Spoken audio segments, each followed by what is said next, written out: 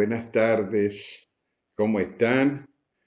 Como todos los días, desde el norte de la República Argentina, en la ciudad de Salta, en Sudamérica, con este espacio que hemos denominado Te cuento una cosita.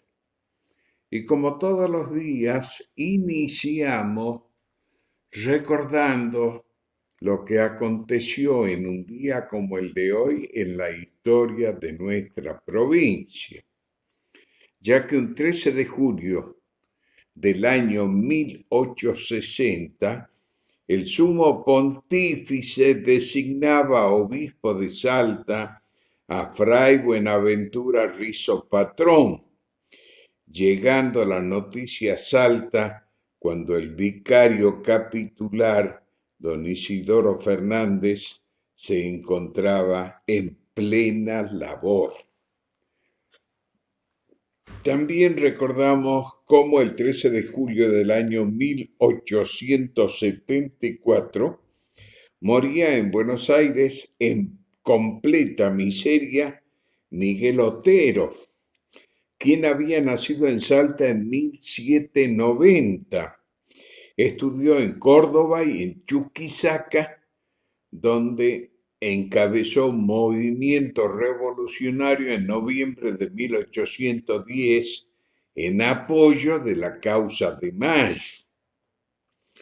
Perseguido por el coronel español Goyeneche, huyó a Salta sin doctorarse en jurisprudencia. Años después se trasladó al Perú y en Pasco se dedicó al laboreo de minas, adquiriendo una respetable fortuna.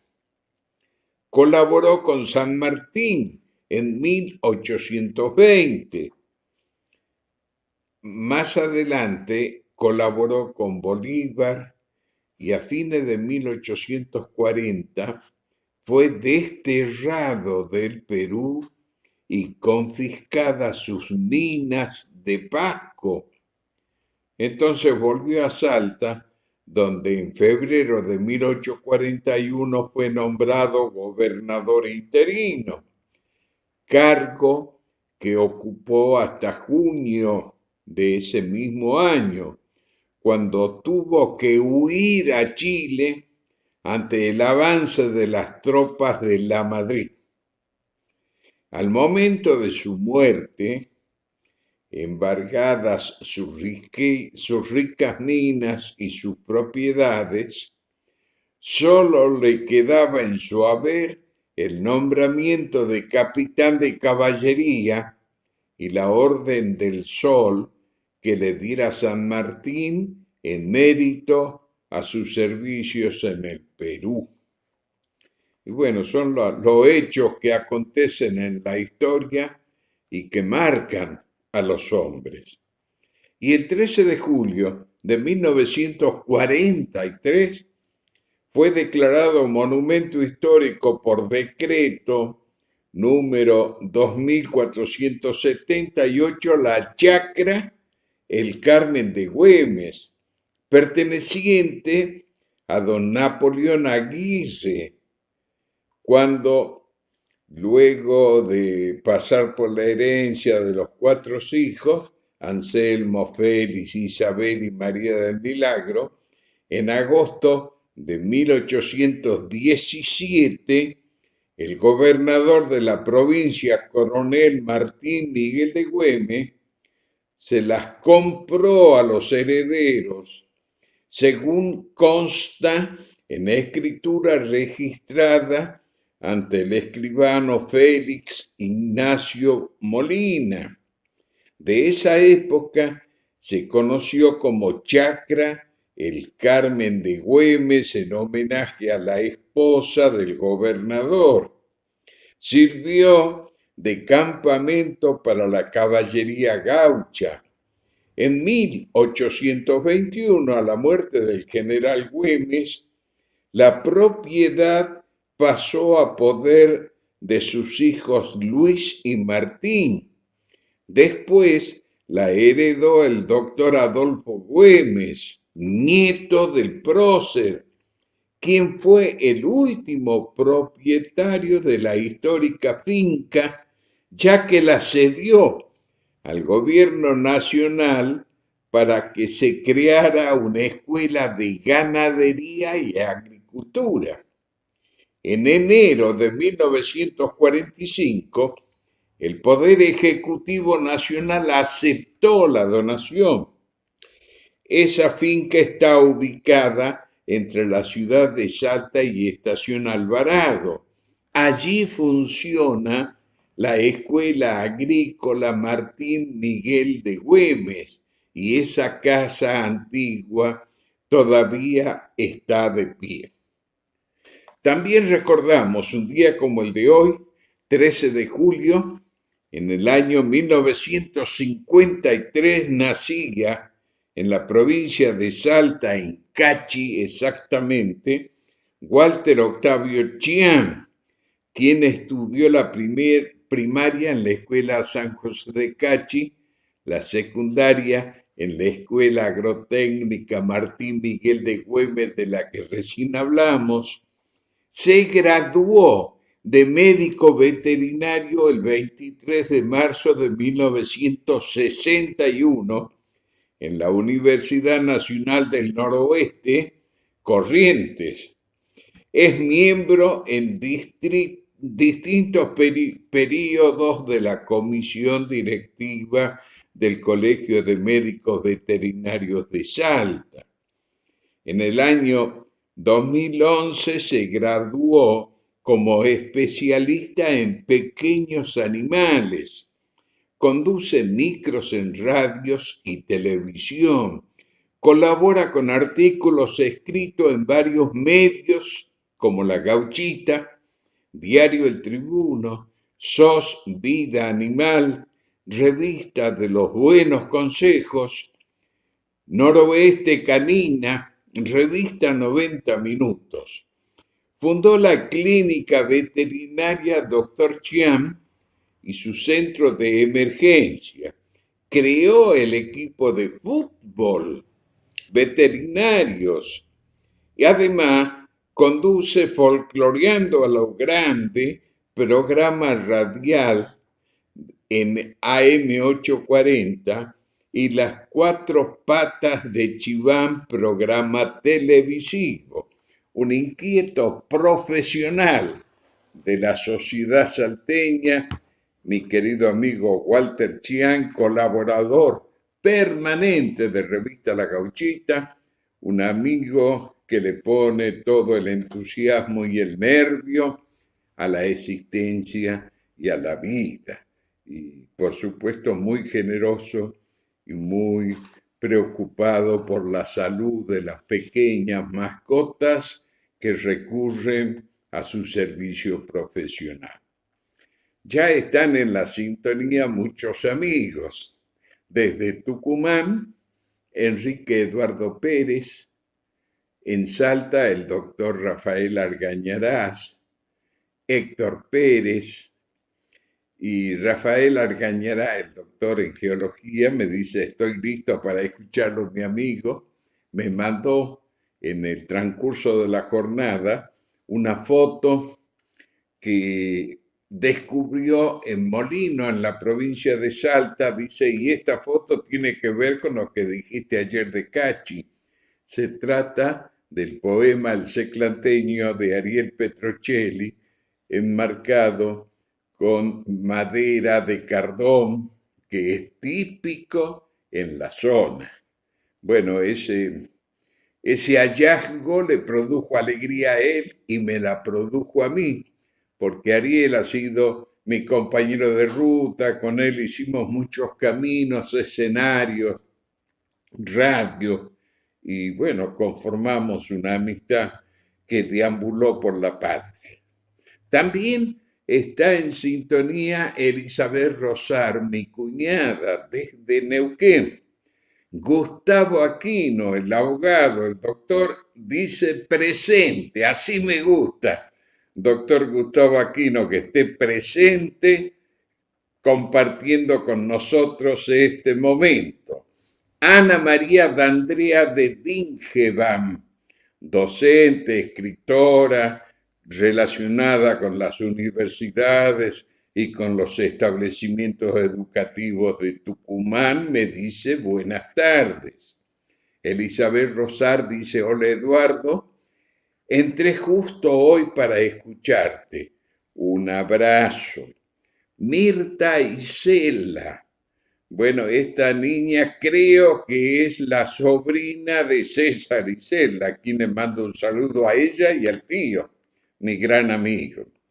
Y Viviana Ceballos me está viendo, María Elisa Castellano Solá también, el amigo gaucho Jorge Virgilio Núñez está en la señal, al igual que Silvia Eugenia D'Andrea de Tucumán, que nos dice buenas tardes, Eduardo. Pedro Reyes, buenas tardes, don Eduardo, gracias por estar presente para poder seguir escuchando sus lindos recuerdos de la Salta del ayer. Matías Sanz, un joven león de Salta, un joven que trabaja por las comunidades que requieren un servicio del Club de Leones.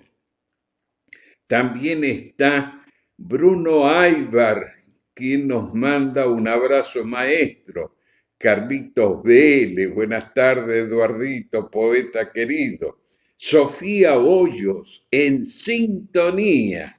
Buen comienzo con mi tocaya, la gauchita. Sofía Hoyo es la periodista que hace radio en Buenos Aires y bueno, ella difundiendo en forma permanente lo que acontece con la vida cultural de Salta. Bueno, hoy el tema de hoy es un tema no común porque en los ámbitos culturales no es tan común hablar de fútbol, pero yo lo hice cultural porque es parte visceral de mi existencia. Yo he vivido en la Tucumán entre Lerma y Córdoba, a una cuadra y media del Estadio de Juventud Antoniana, y crecí envuelto en la emoción del deporte que tanta presencia tuvo en la Salta del ayer, porque en ese tiempo el único medio que tenían los habitantes era la radio y no todos tenían una radio, no existía la televisión, mucho menos los celulares, las computadoras. Entonces, el deporte, sobre todo el fútbol, era un capítulo existencial importante para la población. Tenía casi la importancia de una entidad religiosa, porque la gente se aferraba a su club, a sus amores, a la pasión deportiva, asistía con una gran frecuencia a ver casi todos los partidos de su club, del club de sus amores, porque las canchas siempre estaban llenas. Y en este tiempo de invierno era magnífico ir a los estadios de fútbol a tomar sol, porque Salta en el invierno siempre ha sido fría, pero a la hora de la tarde, a la siesta, cuando se jugaban los partidos, el sol estaba presente. Entonces, la muchachada aprovechaba de ir a ver el partido y comer mandarinas en las tribunas para acompañar a su equipo. Tiempos muy bonitos. Y hoy quisimos hablar de los recuerdos futboleros evocando algunos acontecimientos importantes sucedidos un día como el de hoy. El 13 de julio de 1930 comenzó el primer mundial de fútbol en Uruguay. Ese primer mundial llevó a la final al equipo local Uruguay contra Argentina.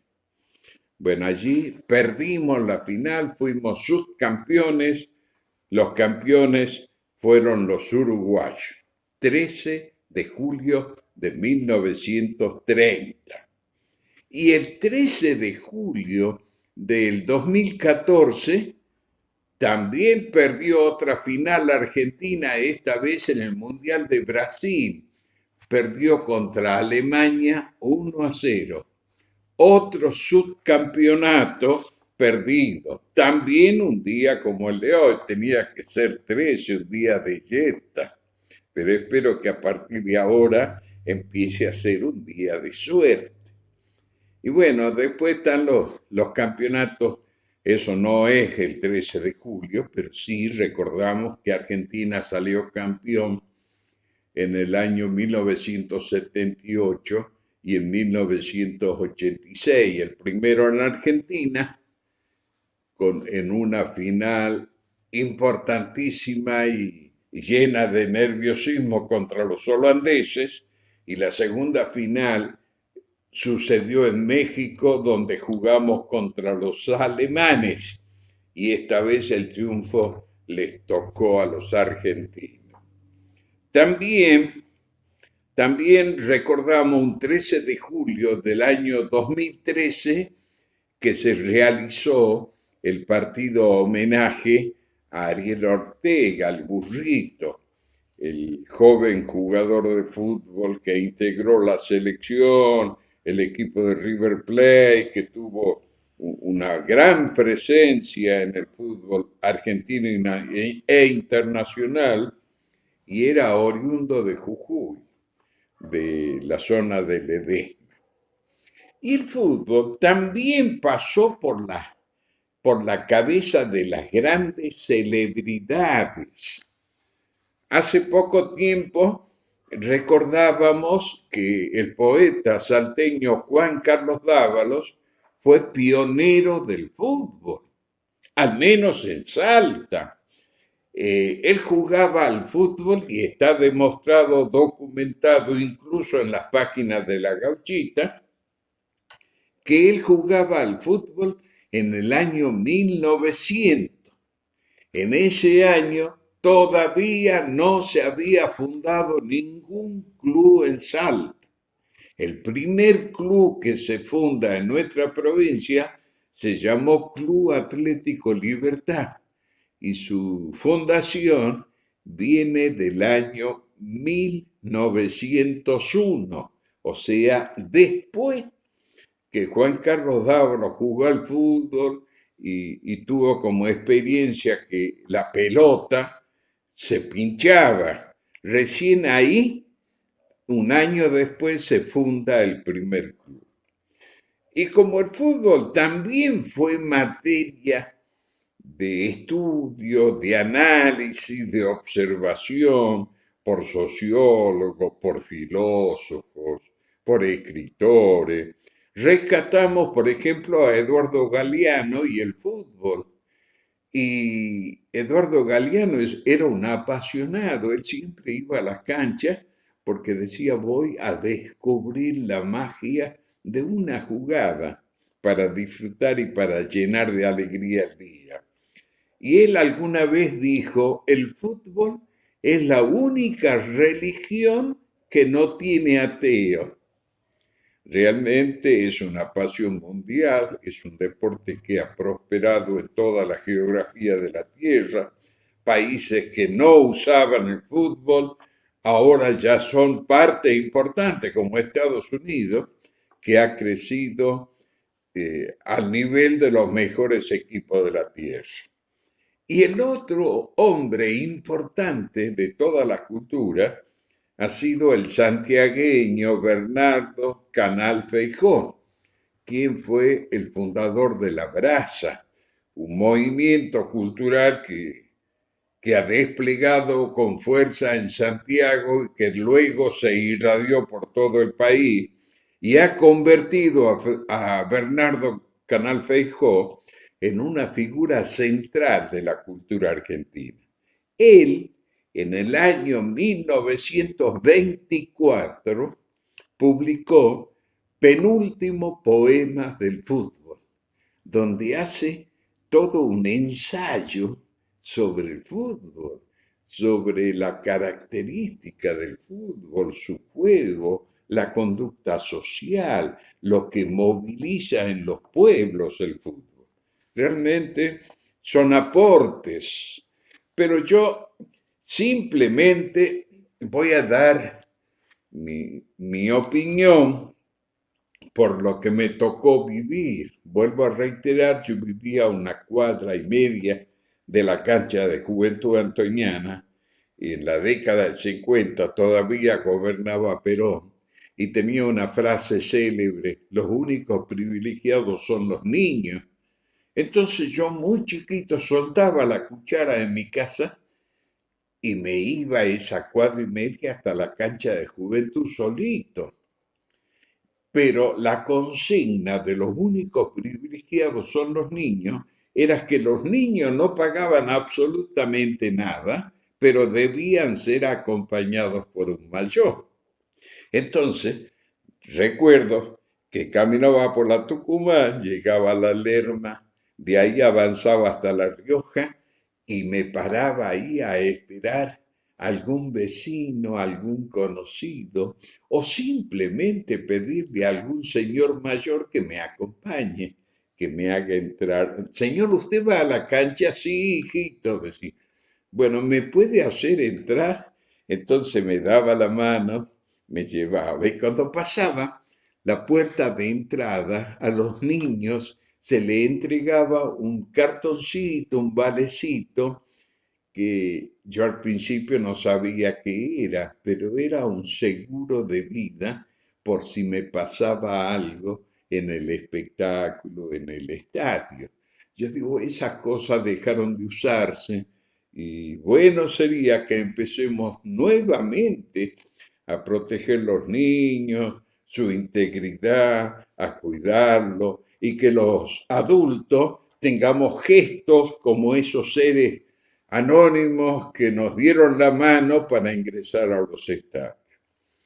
Y bueno, en el primer tiempo yo vi la cancha de Juventud como desde la mañana ya se empezaba a poner la lona alrededor del predio porque todavía no tenía paredes el santuario que está ubicado en Lerma, San Luis, Catamarca y Rioja. No tenía paredes, entonces se ponían las lonas pintadas con cal para asegurar que la gente pague su entrada y entre a acompañar el deporte. Y bueno, en Salta, el primer equipo que logró un campeonato no fue ni Central Norte, ni Juventud, ni Gimnasia. El primer equipo que ganó un campeonato de la Liga Salteña de Fútbol fue nada más y nada menos que un equipo que ya desapareció, Correos y Telecomunicaciones. Un equipo que era sustentado de algún modo por la entidad de comunicación, por el correo argentino, por el correo y telecomunicaciones de aquel entonces.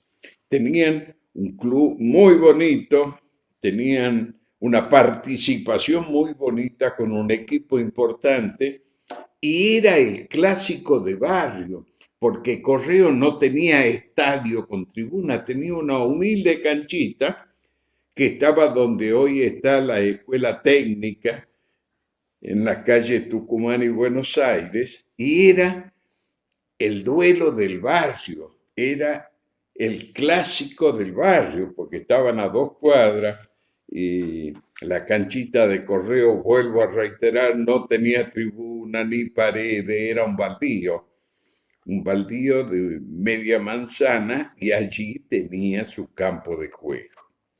Ese fue el primer equipo que salió campeón en los torneos de la Liga Salteña de Fútbol. Y los clubes con más títulos, ahí sí está Central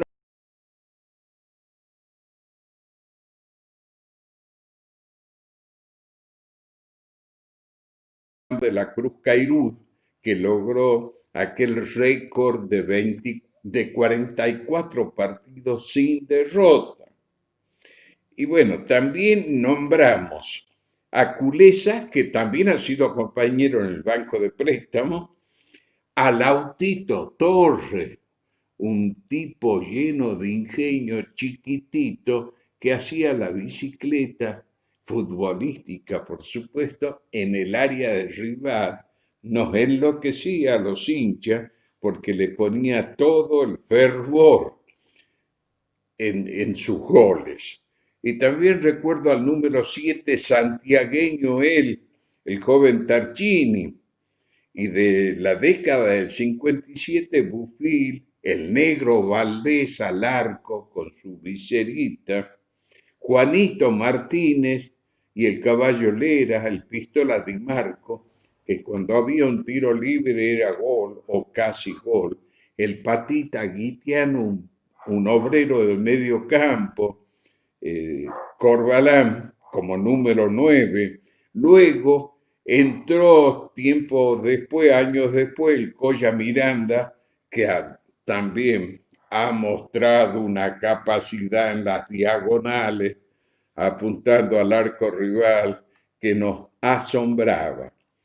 Y en esa época del 50, antes de ser cantor, ya era un importante crack, este Chacho Echenique, que luego integró el dúo salteño. El Chacho Echenique fue figura en Juventud, tenía una patada muy importante, hacía muchos goles de media cancha, y luego fue a jugar a Tucumán, a Mendoza, a San Lorenzo de Almagro. Un joven talentoso, jugando al fútbol y cantando. Mi amigo Chacho Echenique, desde esa época, del 57, somos amigos con el Chacho Echenique, vale decir, hace un rato. Y bueno, también destaco entre la gente que pasó en la dirección del club a José Muratore, que ha dirigido ese club fundado en enero del 16. Estas son algunas de las perlitas. Ya continuamos porque hay mucha gente que se está poniendo en contacto para acompañarnos.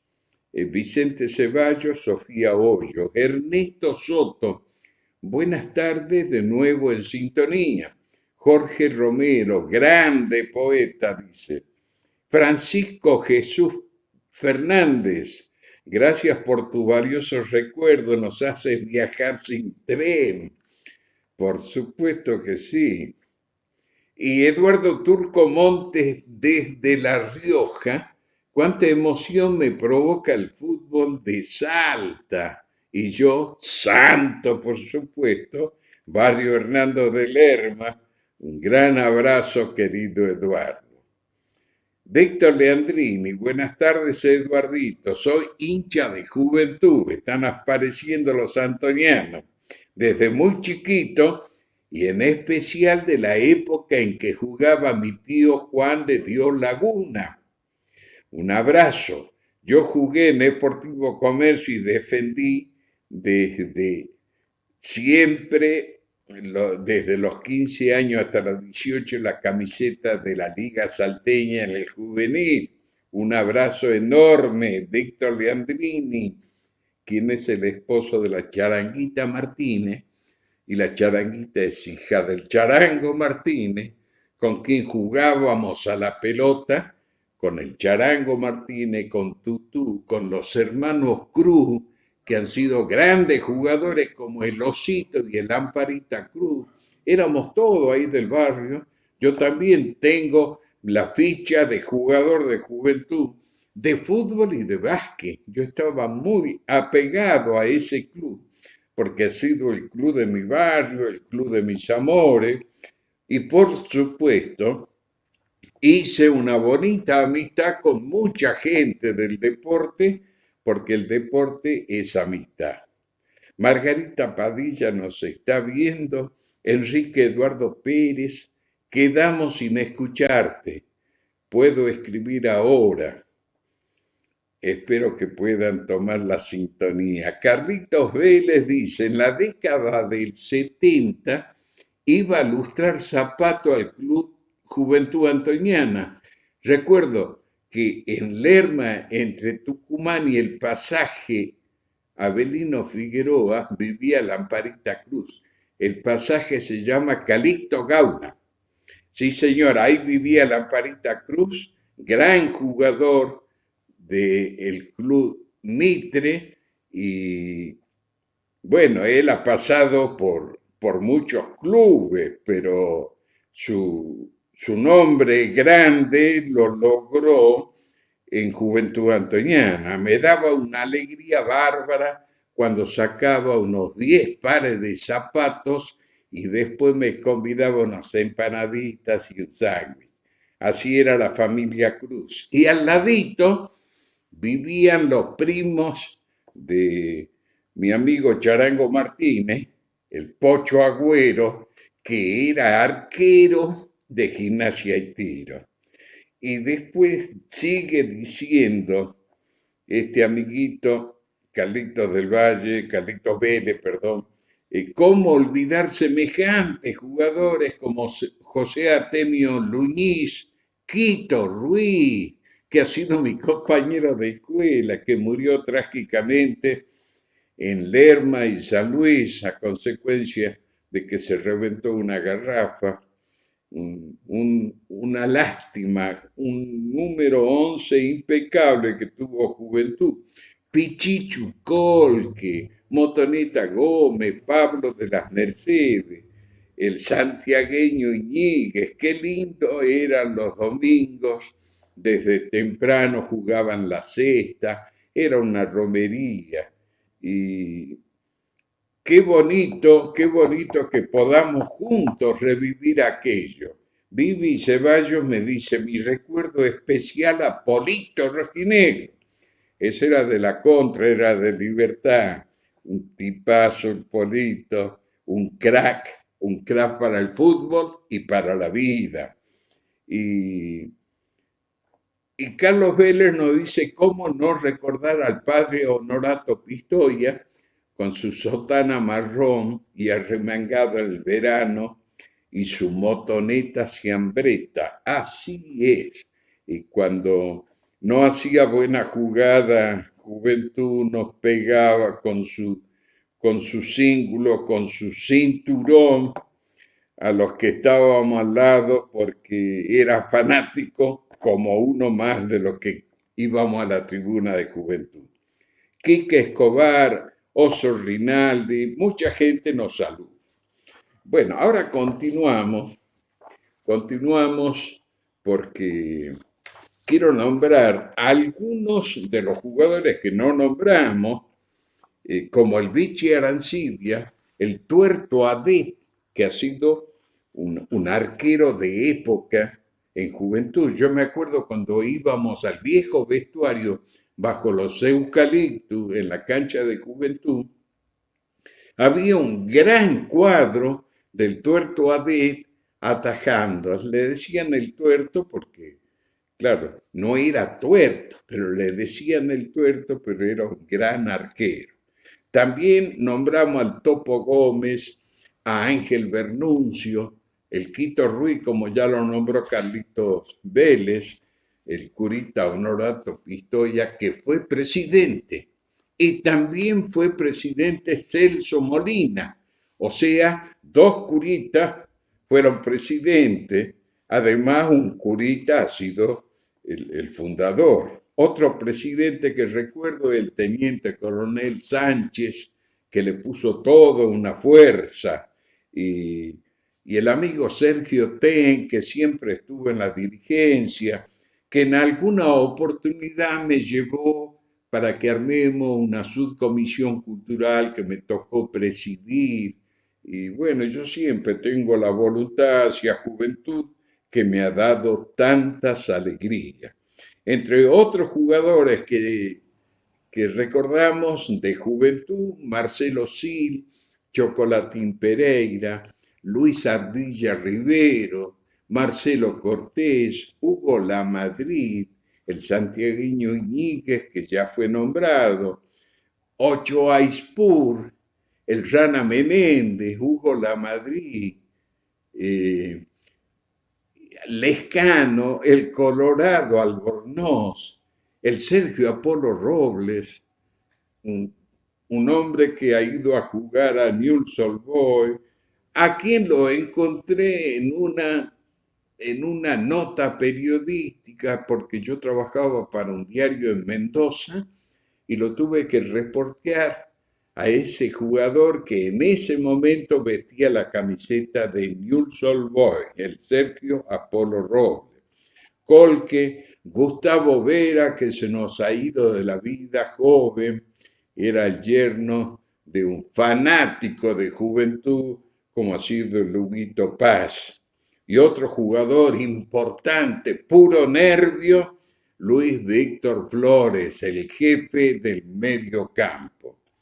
Y bueno, nombramos también a un vecino ilustre que puso mucha energía y fue dirigente de Juventud, como Roberto Cachambí, que también se nos fue hace muy poco de la vida.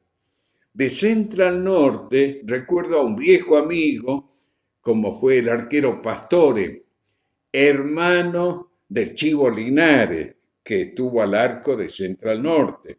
A la vieja Álvarez, a quien iba a saludar siempre allá en la calle Adolfo Güemes, en un barrio que está cerca de las Lomas de Medellín. El Negro Caro, Cancino, que ha sido uno de los primeros jugadores en venderse al fútbol argentino. A él lo adquirió San Lorenzo. Y otro personaje con el que fuimos grandes amigos fue con el Perro Barrios, un nombre formidable, un número 9, imposible de marcar porque estaba lleno de picardías y tenía gestos que no lo podían controlar los defensores. Y recuerdo también al Negro Castillo, que era arquero de Correo. Correo tenía además a Pico, tenía a Canguro Pizarro, a los hermanos Leal. Y el Club Comercio, entre los que me acuerdo, los famosos hermanos Sastre, que marcaron la cancha, los tiempos y llenaron de alegría a la gente hincha de ese club. Y Argentino del Norte, campeón del 64, contaba con los bravos hermanos Resina, que eran varios, eran como 5, que conformaban el equipo de Argentino del Norte, el arquero Chocola Escalante, Calusa. Ellos fueron campeón en el año 64, gente que ha marcado también una historia importante del Club del Norte. Y Mitre, de ahí viene el Autito Torre a Juventud. El Autito Torre, que trabajaba en la policía, que anduvo hasta su último tiempo con su bicicletita, y él me venía a visitar con su bicicleta para que recorremos las cosas del ayer. De Federación Argentina me acuerdo del arquero Agustinucci y de Corimayo y de Orellana, Néstor Orellana, que era un 10 peligrosísimo. Y de América Oeste nombramos a Luisito Rivero, que fue a Juventud y se hizo una ardilla. Un gran goleador, Luis Ardilla Rivero. Y de Pellegrini, un club con historia, dos quimeras, donde estaba el Perico Tenar, los Monterichel, tanta gente poniéndole energía, rescatamos al jugador Méndez. Yo cuando me lo pedían los primos Monterichel, iba a acompañar para hacerle fuerza a Pellegrini, un simpático club de Salta. Y Anzoátegui tenía el, al Degüello Gómez, también un morocho importante que marcó tiempo. Y de Libertad, el primer club, el decano de los clubes de Salta, rescato el nombre del Potro López y de El Petizo Ibarbals, porque claro, la memoria es frágil, es imposible recordar todos los nombres que pasaron. Y allí, entre ellos, al Polito Rojinegro, Francisco Díaz, un inquieto petizo que hacía de la suya con los rivales de turno. Y también hubo un club que apareció y luego desapareció definitivamente, pertenecía a la policía de la provincia, se llamaba Atlético Policial, que logró un campeonato y entre las figuras más destacadas que tuvo ese equipo estaban los hermanos Muruga. Bueno, eso es un poco lo que quería recordar. Y otros clubes que pasaron por Salta, Peñarol, Cochemotores, San Antonio, Villa Primavera, Colón, Rivadavia, Unión, Castellano.